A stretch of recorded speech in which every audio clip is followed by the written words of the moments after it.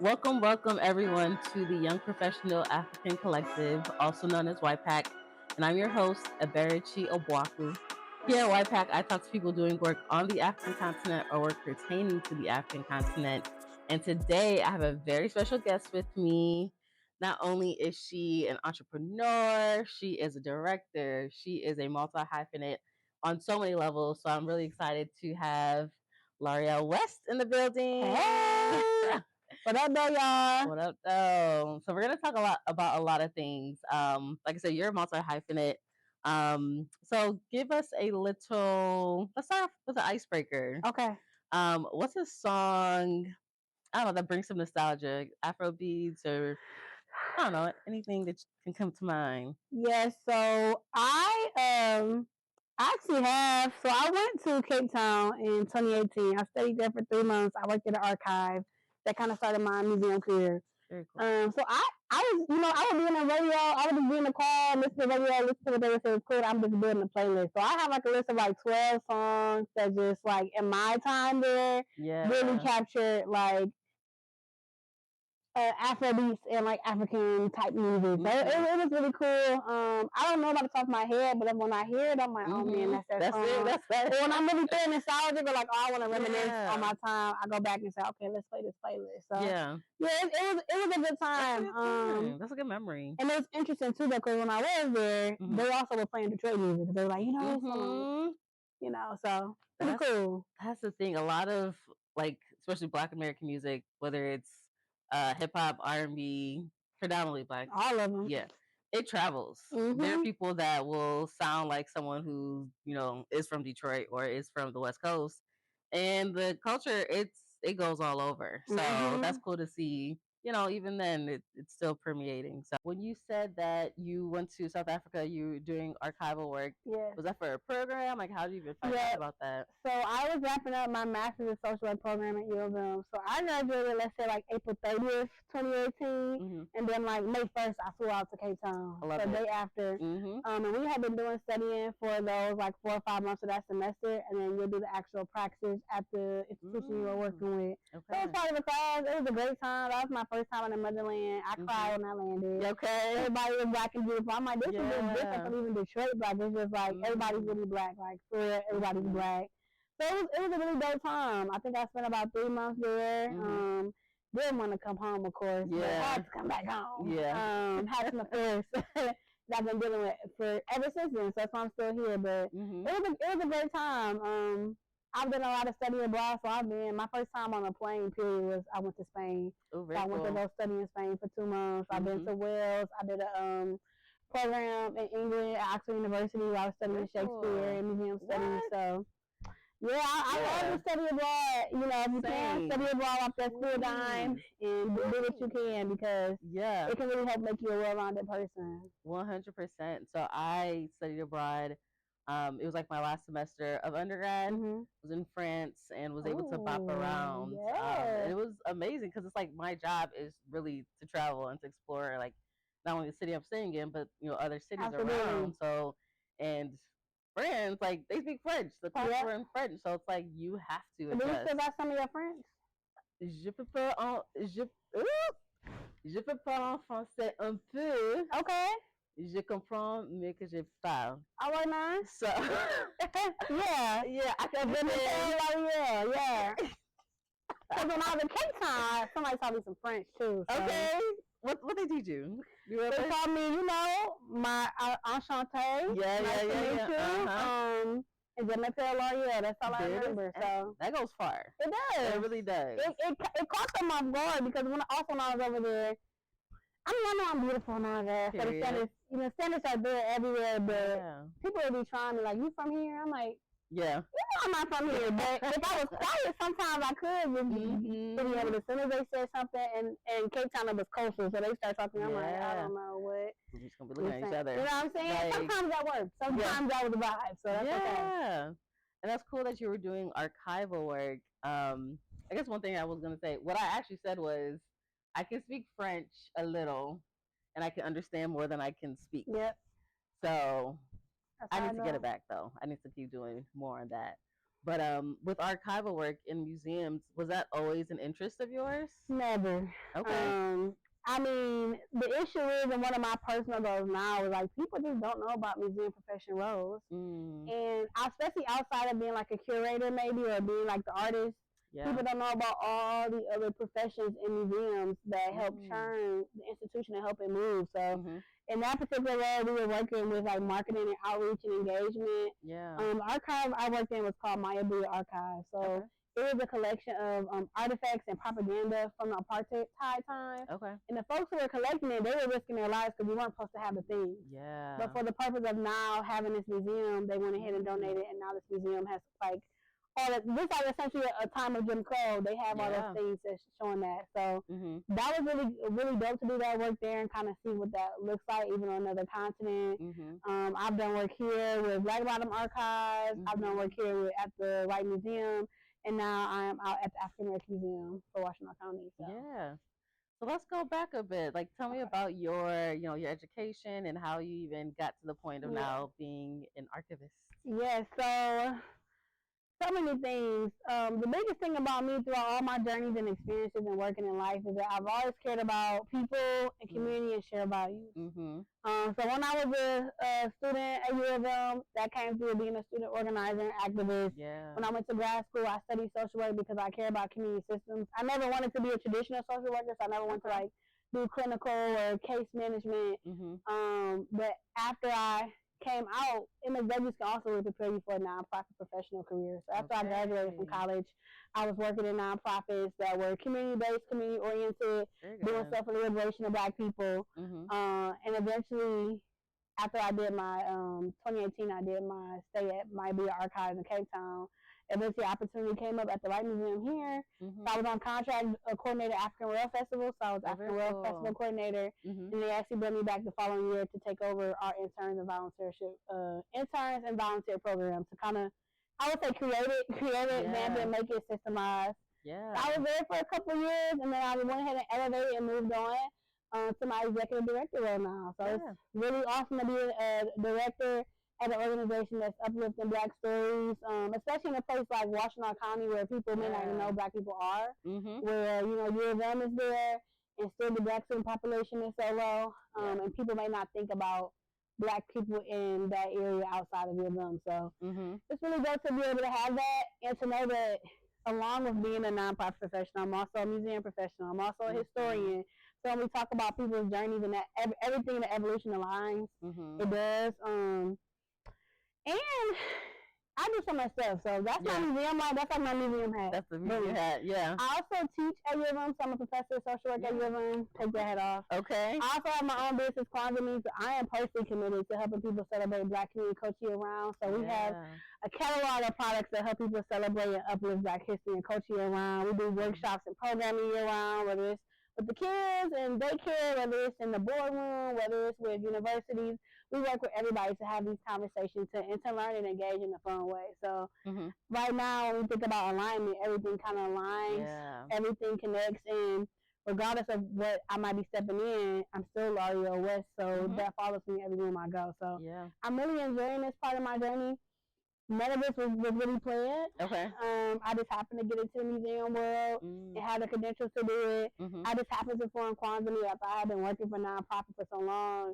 Put so much energy and passion to something that wasn't giving me the fulfillment. And I really was like, I can do this for myself. Whatever I do for somebody else and get paid, I can do this for myself. Now, it's not easy.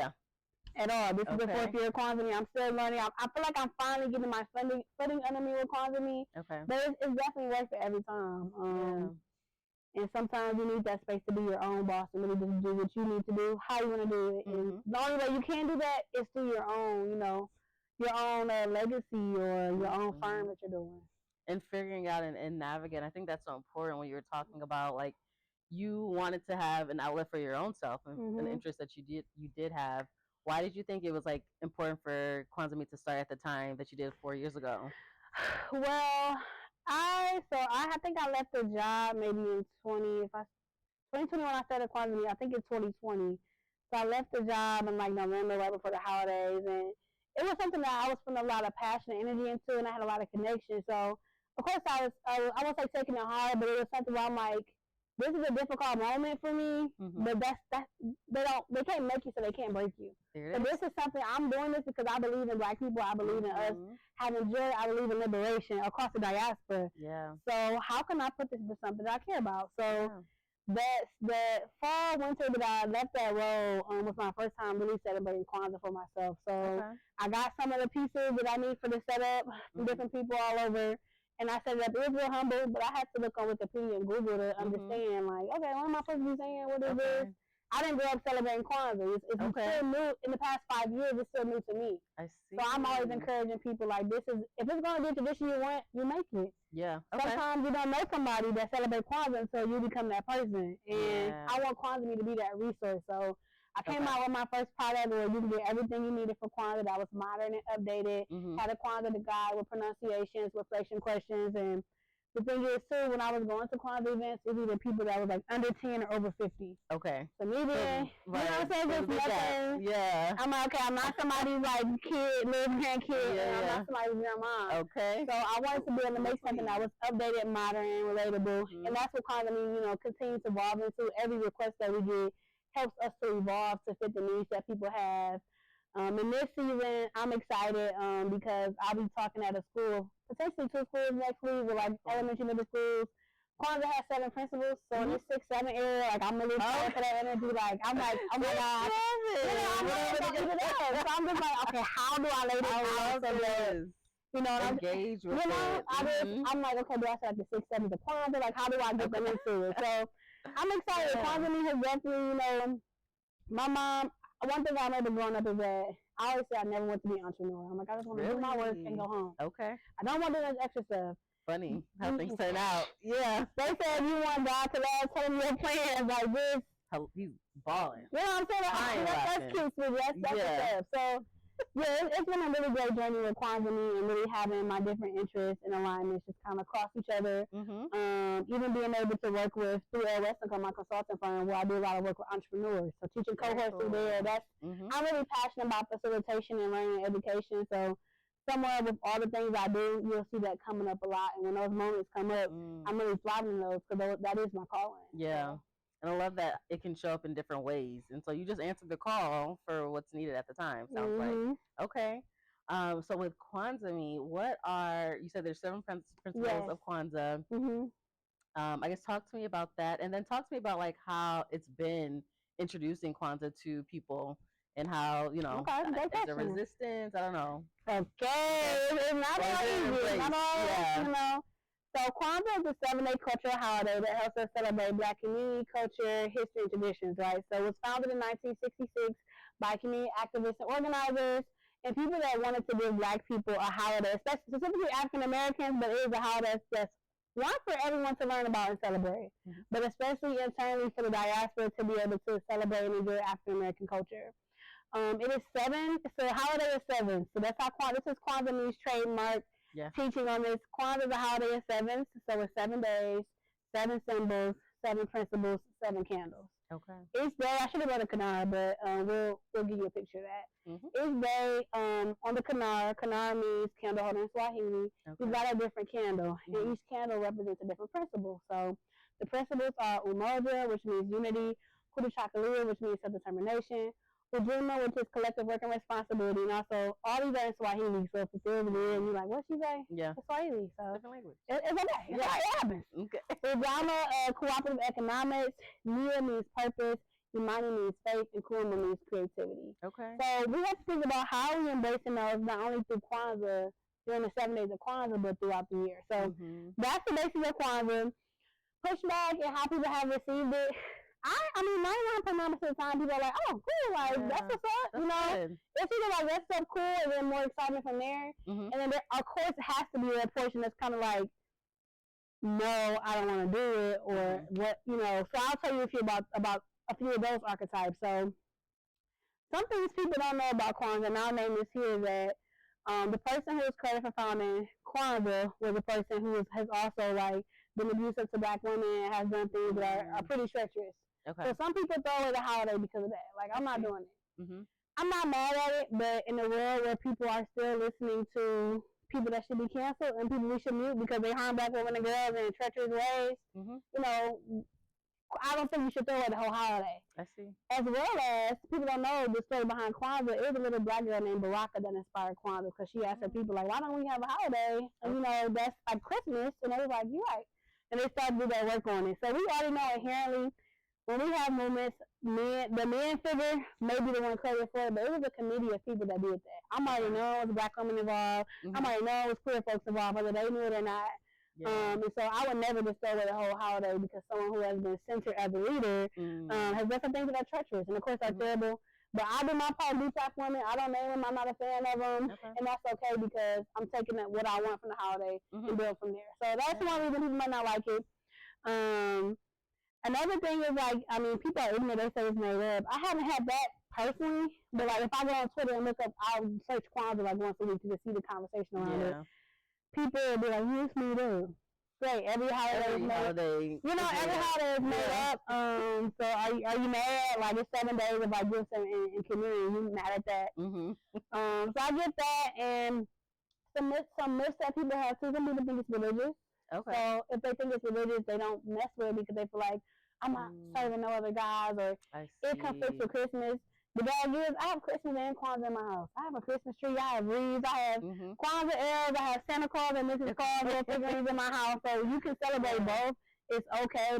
They're not in competition, they don't conflict, and you can have holiday spirit, but also maybe be rooted in community. So those are a few things that people may give pushback. I don't get pushback often. Sometimes people feel like, and inherently Kwanzaa is political because it is a tool to empower black people to think, you know, the Black Panthers and Kwanzaa was made in the same year. Okay. So that's an interesting, timeline. I think that they're both tools to help black people kind of form a empowered liberatory identity and pride in themselves. Yeah. So sometimes people may think it's divisive. Like some public institutions I've been to do program and they say we don't celebrate none holidays. You know, I start running through the other holidays, like no MLK Day, no Black History Month, no Juneteenth. I usually get one of those, but people have some of their thoughts about it. You know, it's my job to really educate. If it's for me, it's for me. Make it a little fun. And, you know, ultimately when we talk about learning about culture and different traditions, it helps in many types of ways. Whether you're in the classroom and you want to build connectedness, whether you're in the corporate workplace and you want to bring work with collaboration and teamwork, or to think about communication and understanding. All cultural programming helps everyone to be more efficient, helps everyone to be more consistent, have a better workflow. So that's one of the things I tell people too, as we take time to learn about culture. Yeah, I love that. And just reminds me, in elementary school, I don't know why my music teacher at the time, I don't know, there was she ran the chorus. And so there was a song about Kwanzaa that she had us all learn. So this was I don't know, 2000s, early 2000s or whatever. And I just remember I think that was my first introduction to Kwanzaa. And it was this cute little Kwanzaa, oh Kwanzaa, oh Kwanzaa. Kwanzaa. It was cute, but it's just it's something to engage people, let people know. Growing up, we didn't, and really still don't celebrate Kwanzaa, but I think it is because we were never fully introduced to a lot of the different aspects of it. And so I think it's an interesting conversation now where you have a product that will guide people in that. So I'm gonna get that because I'm interested in just learning what is. What is it? And I know I've heard certain principles. I've heard Umoja, I've heard Imani, but just what is it really about? So I think that's real cool that you have something set up for people that you can take and you can learn from. Absolutely. Is there a certain, I don't know, part of your product that you like the most? I don't know, but I would say the thing that excites me the most about my products are there are things that I actually like to use. So I'm always, me and my team are always kind of creating something that's that'd be good for Kwanzaa. And it's really, a lot of stuff that's for sale for Kwanzaa me was mine first. It's I like this jewelry first. I designed this shirt for me, actually. I needed this thing. So that is what excites me the most, especially being a lifestyle brand. It's useful and it's something that can help you day to day or special occasion. Ultimately, my biggest goal is that people whenever there's something involving like Black celebration, Black culture, Black history, or you just want to honor a Black person, you come to Kwanzaa and say, what can I give? What do they have going on? Do they have any events? What can I do this corporate wholesale order from that'll fit from Kwanzaa me? So that's how ultimate go, and that's what excites me about the products too, because people also suggest things. So that's good to know that people are thinking about what can we provide for them, and that's always what we want to hear from customers because they're excited to buy from us. For sure, I love that. So the link for all that will be in the description. To shift gears a bit, you talked about how you at some point were the director for the African World Fest. Talk to me about that experience. How was that? Yes, that was a time. Yeah. So I was on contract to be the coordinator for the African World Festival. So the role kind of shifted. It might have been somewhere between 3 or 4 months. So I'm kind of doing office manager, but also like taking notes in the team meeting, and also answering the call, like answering the phones or email whenever the vendor is calling, or whenever people are just asking, like getting the same question 10 times a day, or getting the same question, not getting the same question, getting so many questions. We're like, okay, we got to figure out how do we communicate this to the public because they're misunderstanding this. That was a good time, though. Of course, I've been to the African World Festival before in Detroit, but being kind of a part of the planning team was a really dope experience that, gave me access to other people that are doing cultural programming in Detroit. It allowed me to be able to really sharpen like my contract and administrative skills because it was a contract, so I wasn't full time. So I had the luxury of working there, let's just say, just 20 to 30 hours a week, and then still having time to do whatever else I wanted to do. So at that time, I think I was also still doing like entrepreneurship workshops too. So it was a really good experience. I love the summer is like the time for me for contracts, regardless of what the contracts are. So I love the opportunity to try something new for a season. That's very cool. And I guess, was there like a certain act that you really liked when you were doing that? When I go to something multiple times, I start getting the years mixed up. So since that was 3 years ago, favorite, I won't say I had a favorite act, but my favorite part was just being able to kind of see everything finally come to fruition. So from going to us having consistent events weekly and talking to all these vendors and talking to these folks that we're working with and kind of seeing everything come together, that was on such a large scale. I think that's probably the largest event I've worked on. We got, I think, 25,000 people that year for that weekend. That's a huge event. Yeah, so it was really cool. Yeah, so I'm looking, that's part of my interest too. People ask, like, when you even want to stop doing things like you do so much, if you got a lot of interest and passions and skills, why not? So I'm always interested in looking at festivals and conferences and the planning part. I was just a part of RedCon, so the first ever annual RedCon in Detroit, which is a conference for creative entrepreneurs. I had a panel, I moderated a panel on how to 9 to thrive. So having a 9 to 5 and thriving there, and then building your business as well. So I had some really dope people come on. As Jen, I think you know her. I had her come on. Had some folks that work for the Pistons come on. My friend who's an accountant, but he's also like has his own media company, came as well. So and Kim Bernard, she came on. So she was actually my student for Build this past fall in the entrepreneur class. So I love that. It was really dope. I love conferences. I think networking with people and really getting, most importantly, getting the opportunity to learn and be educated by people that you can relate to are so important, and that is what can make a breaking experience.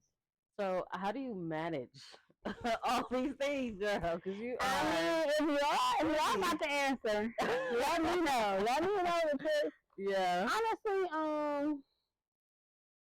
at this age, I mean, I just feel like I'm very ambitious. I probably definitely could do better on the self-care and the balancing, but like, I just feel like now, like I have to do these things now because I'm getting older, and I'm still in my 30s, so it's not like, whatever, but like, every day we're getting older, and then I'm probably not going to have, when I get older, I'm probably not going to have more energy than right now, so I have a family and everything, but also having a supportive system, supportive partner really helps. Being able to have boss friends and have friends like you who are doing their own things and will share your ideas so I can build you up and then be receptive to mine so you can give insight to that.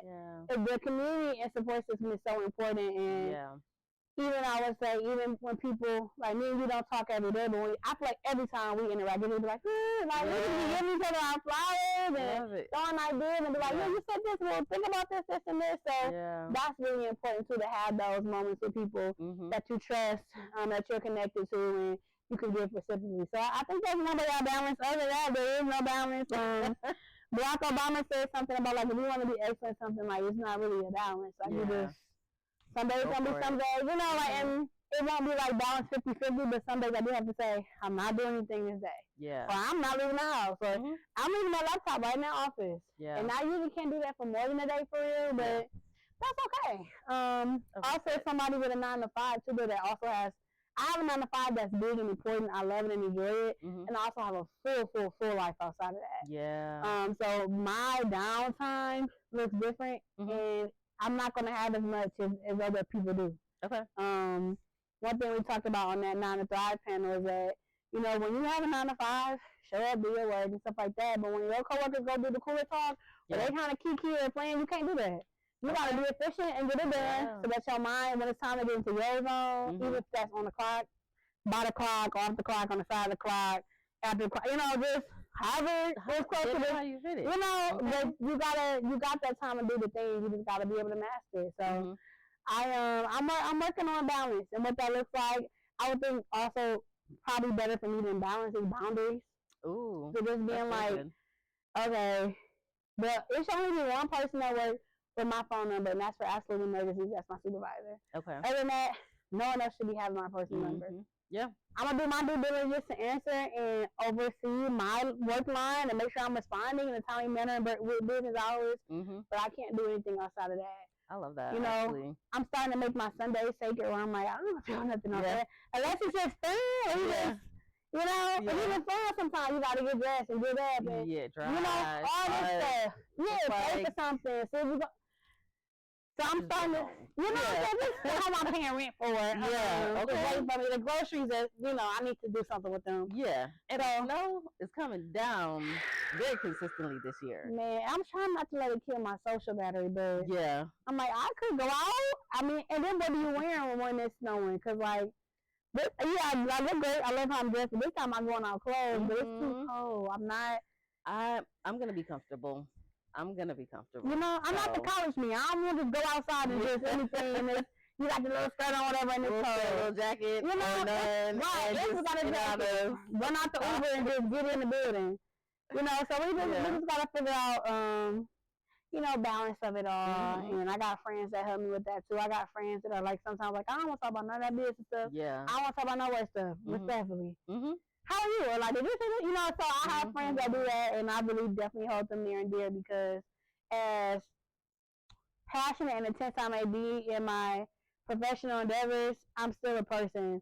And having, you know, being an entrepreneur is a personality, but it's not. It shouldn't be your only personality. Okay. So I want to make sure that I'm just able to balance and, you know, people are important, and I never want to be so caught up on the tunnel vision of my goals that, you know, I forsake relationships or that I'm making every relationship a business relationship. Well, that's also how you may get you doing business with the wrong people because you want to do it with your friends. You want to do business, but you only really got your friends, and so you do business with friends and it may not go well because everybody's not cut the same, and, you know, that's okay. But just got to have that balance, whatever that looks like for you. Balance, boundaries. I love that.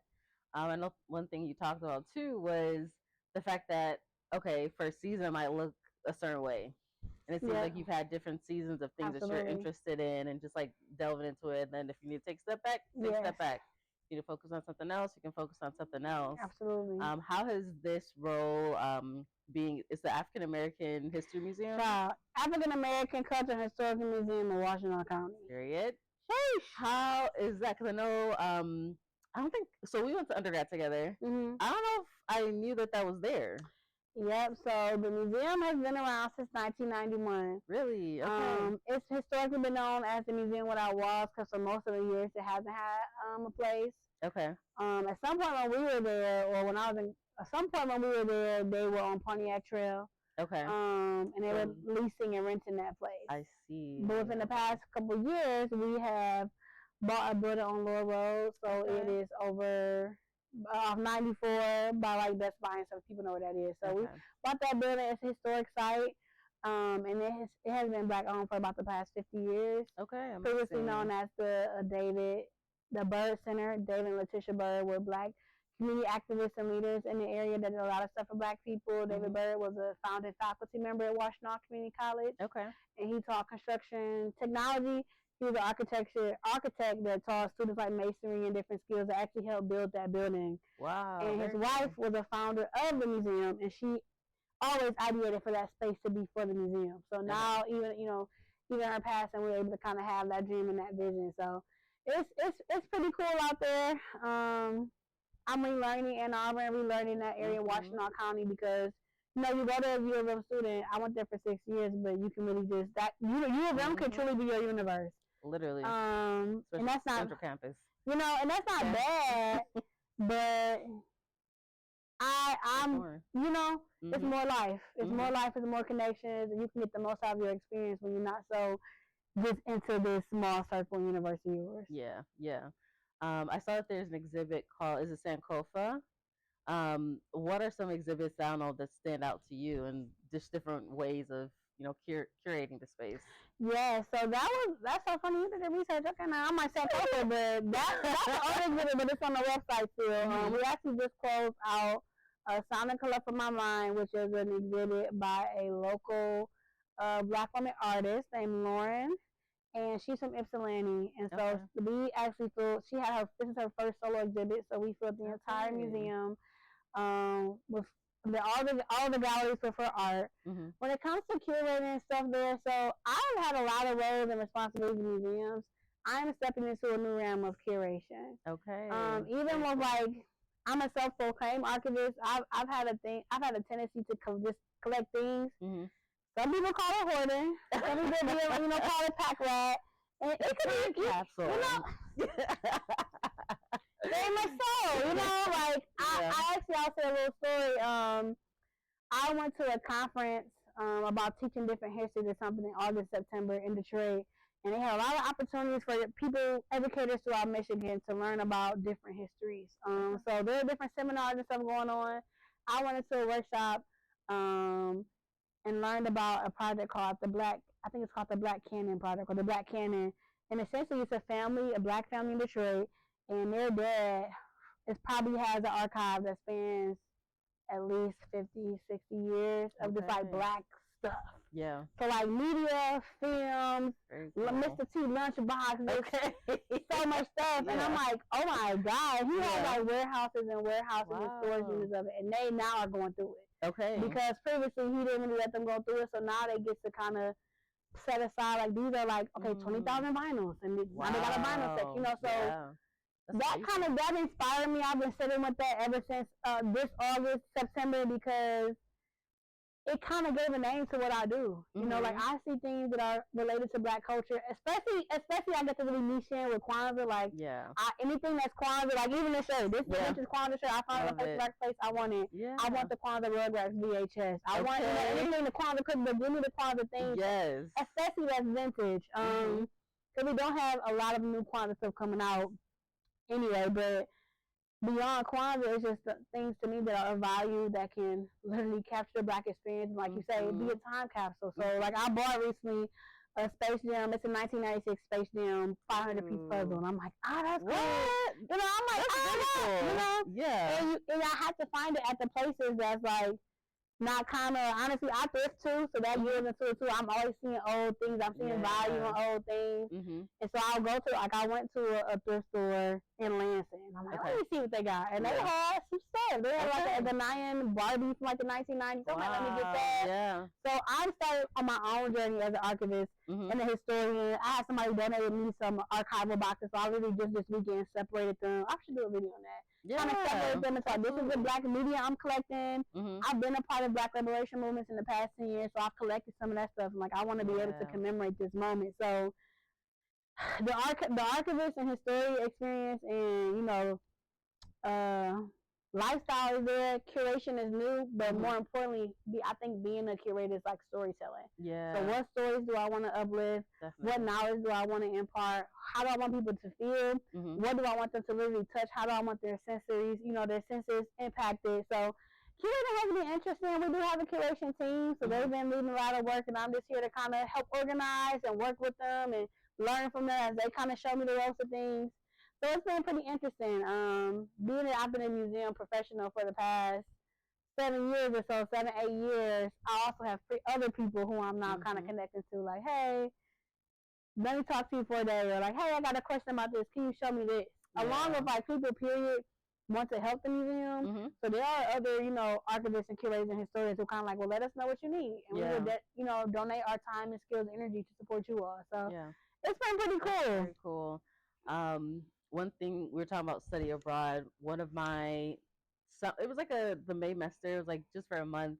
I was in Uganda, and I was with a professor who he was doing archival work, and I was helping just like restore a government building that was flooded. So we had to like just paperwork, lots of boxes and boxes of paperwork, trying to, fan them, like lay them out, put fans all over the place, make sure like we're capturing really just valuable information from like 1901 in Uganda, talking about the different. I mean, it was everything. There's a letter from a man who was trying to find his wife. So he wrote a letter to the police and tried to like, help, just solve like where she was. There were, voter registrations, there were licenses. So it's so interesting, like how that information can later show up and be important. Maybe it's just to the community. Maybe the community just needs to have a better understanding of, where they were, where they've come from, then build on like where they want to go, and just like create that identity. And like we were talking about, just like that Black empowerment and just self-identity is really an important thing. Absolutely. And they, the powers that be have gotten off so much on taking that away from Black people across the diaspora and across time, and that is one way that they disempower us. Taking our stories, our histories. Like I won't say the name of it because they're not paying me, but I have some type of ancestry, finder thing online, and I have a family tree. I'm working my way back. I got my people helping me work on it, but still, the fact that we have to go through all that to work that back. And I'm like, why can't you, I just say I know who my family is? It's kind of really doing that digging and taking those moments and those things from us in a lot of communities across Black people. We see that happen a lot across time. So it is so important to be able to keep those things. I've been getting into a lot of stuff about essentially being like a grassroots archivist. So like for somebody who's, I might go to school when they give me my scholarship for it. But if you're just like a grassroots archivist, want to be the family archivist, or want to get some of those skills, like it's important that certain things you keep. Even if it's just a receipt. This is the go-to Black-owned place, or this is the Taco Bell that all Black people go to this area. Or this is a picture, the thing, we have to put value in our own things. Yeah. That's one thing about Black holidays as well, and like Kwanzaa. I started Kwanzaa, another reason is because when Juneteenth became a federal holiday, so many people tapped in. Yeah. It was a surge. When I did my research, this is the research behind starting a business. I looked up on Google, like, how many people are looking up Juneteenth, and then giving all the variant different spellings. It spiked up from the past 10 years.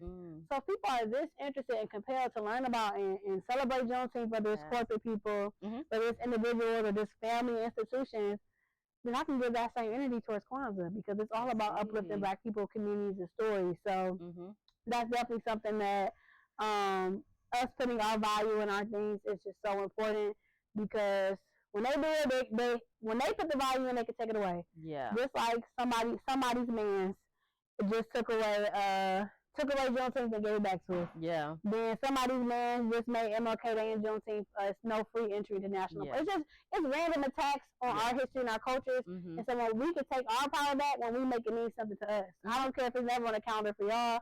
I'm gonna have my calendar that has all my Black holidays. Yeah. And I'm gonna go by this calendar. Okay. So that's just something that's so important for us, because nobody's gonna give us nobody's going to be here and really, like you said, a lot of people learn about Kwanzaa briefly. I guess if you one memory, you're like, I remember one time. And then you could be in elementary school, or somebody done watched the Proud Family Kwanzaa episode. Even more recently, Everybody Hates Chris has a Kwanzaa episode as well. So Kwanzaa is also limited in the media and how people can learn about it. So that's also what I want to do too. I do have a couple media projects. You will see Kwanzaa me coming out with a film. Some Kwanzaa films and documentaries, because that's just not out there, the exposure. I'll do a Kwanzaa comedy movie, like Tubi. Ooh. Let's get into it. We can get into it. So, it's really fun. I'm excited to see all this. what else can people expect? I guess in the last few moments, what are some things that you're looking forward to? Let's see. So Kwanzaa, we have products, so we have jewelry, home decor, and apparel, and different things that help you show Black Pride. We have programming, so one of our popular staple workshops we do is the history of soul food. Okay. So people book us for that. We also have now going into 2026, right? You know, that's a hit with the corporate. They're like, forget all that stuff, the food. Bro. Yeah. Okay, that's good. So moving into 2026, we actually bring a caterer and a vendor with us. So you just go ahead and order the workshop and the food right there. Okay. And it's all in one spot. As well as ultimately, I want Kwanzaa because I want us to be the go-to. We are going to really be amping up in 2026 our entertainment. So we do face painting. If somebody wants to get African dance or drumming, we do that. If somebody wants to hire like a black choir, do like standard black gospel music, we do that as well. So that's something that's coming in 2026. Y'all see us adding to more celebrations in ways I haven't seen. My goal is to be able to have representation for like Black culture and engagement in all realms, in all rooms, even in the times that we're in. I think it's important now more than ever. And I still think it's possible because when people get to learn about these things respectfully, we can create better environments for us all. Yeah. Listen, where can people find you? That's the question. Come find me, okay? So my name is Lawrielle West. First of all, I'm on LinkedIn, so I love to connect. You know, we are young professionals, so we want to stay connected. So Lawrielle West is still going to be in the information that she'll give to you. Kwanzaa is KWANZAAME. That's on Instagram, TikTok, Facebook. We have a LinkedIn for the Kwanzaa as well. Kwanzaa.com, KWANZAAME.com. Subscribe to our newsletter. Our family, our community that we deal with is called Kwanzaa Weekend. So we give y'all the updates first. We let y'all know when we having sales first. We let you know we're going to be on the news. We let you know when we come into a city near you. Let us know if you're watching this and you're not from the Metro Detroit area. Let us know. We should come out to y'all too. So Kwanzaa on all platforms. All right. Love it. Anything else? Happy pre-Kwanzaa, y'all. Nobody else say y'all. Happy Kwanzaa. Habari Gani, what up, though? Habari Gani means what's the news, so that's the greeting that we use during Kwanzaa. Okay. If I don't see y'all either after that, happy MLK Day, happy Black History Month, and I better see y'all before Juneteenth, so that'll keep y'all occupied before Juneteenth.